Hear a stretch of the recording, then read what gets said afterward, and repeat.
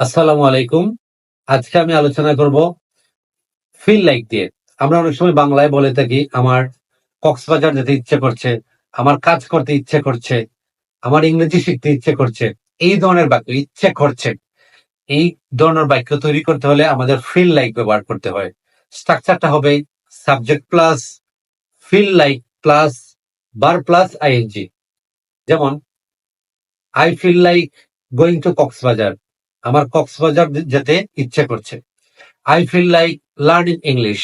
আমার ইংরেজি শিখতে ইচ্ছে করছে। I feel like using Facebook. আমার ফেসবুক চালাতে ইচ্ছে করছে। I feel like driving a car. আমার একটা কার চালাতে ইচ্ছে করছে। এটাকে আমরা নেগেটিভও করতে পারি। যেমন, আমার কক্সবাজার যেতে ইচ্ছে করছে না। I don't feel like going to Cox's Bazar. আমার ইংরেজি শিখতে ইচ্ছে করছে না। I don't feel like learning English. আমার বাড়ি যেতে ইচ্ছে করছে না। I don't feel like going home. এইভাবে আমরা অ্যাফার্মেটিভ সেন্টেন্স, নেগেটিভ সেন্টেন্সও তৈরি করতে পারি। Thank you. That's all for today.